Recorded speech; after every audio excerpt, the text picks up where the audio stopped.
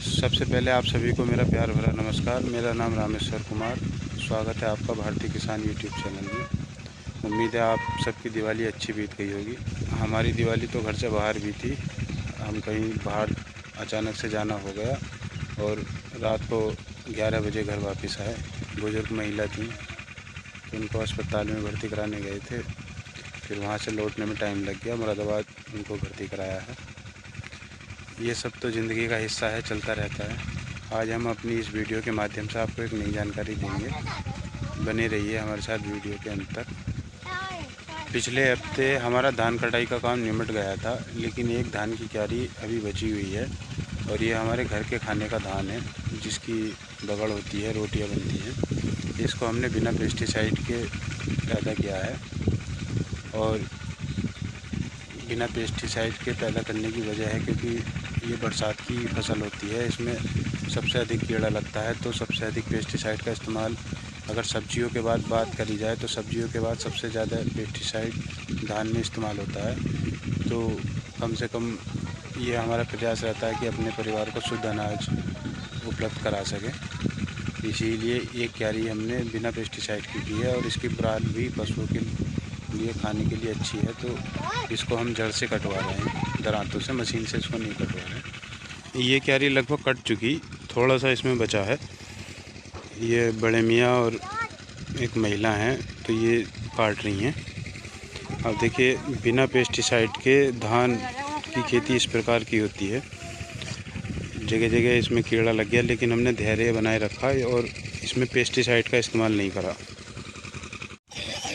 इन धान के पौधों ने सामान्य रूप के जो धान होते हैं उनसे आधी लंबाई ली है और धान भी कोई ख़ास नहीं है, लेकिन यह है कि बगाड़ की रोटी खाने के लिए जितने धान की आवश्यकता होती है उतना इसमें हो जाएगा।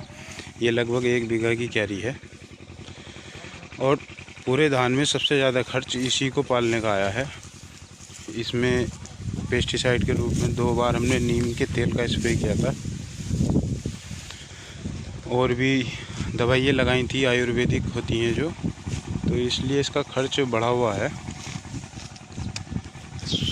उसके बाद भी इसमें कीड़ा रुक नहीं पाया।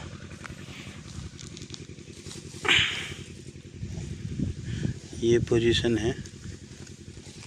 कुछ बालियाँ ठीक भी हैं, लेकिन पूर्ण रूप से कोई बाली भी इसमें स्वस्थ नहीं है। सब ऐसे ही हैं, सब में पटास के 10-20 दाने सभी बालियों में हैं। दुधारू पशुओं के लिए इस अनाज की पुआल भी बहुत अच्छी है खाने के लिए। इससे पशुओं में भी बीमारियों का प्रकोप कम रहेगा।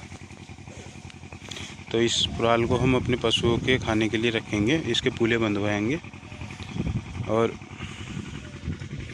जो दुधारू पशु हैं उनके लिए इस्तेमाल करेंगे। ये साइड में गन्ना है पेड़ी का, ये ढह गया। गन्ने का सीज़न भी बस 2-4 दिन में शुरू होने वाला है। धान के बाद गन्ने का सीज़न चलता है।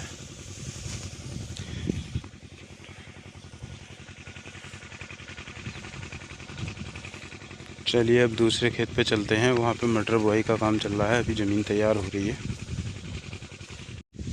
जो लोग खेती किसानी के कार्य से जुड़े हुए हैं उनको मैं सलाह देना चाहूँगा कि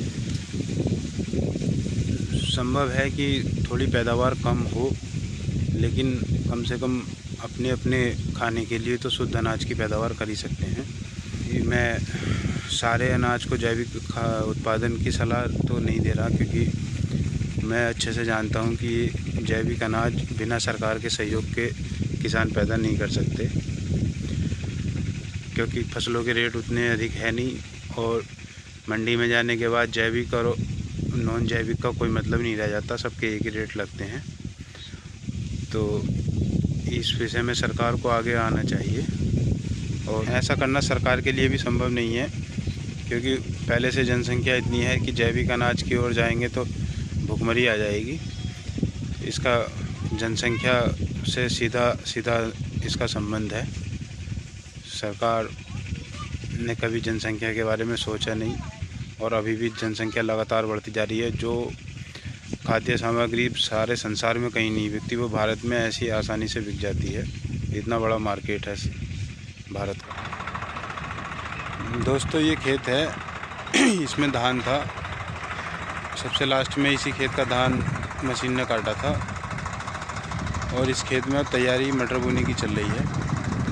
ये खेत जोत दिया है और इस साल कुल मिला के हम 12 और 3 15 एकड़ मटर बो रहे हैं। जो ठंडी के मौसम में जो मटर की सब्ज़ी खाते हैं, हरी मटर, वो लगभग हम 15 एकड़ मटर बो रहे हैं इस बार।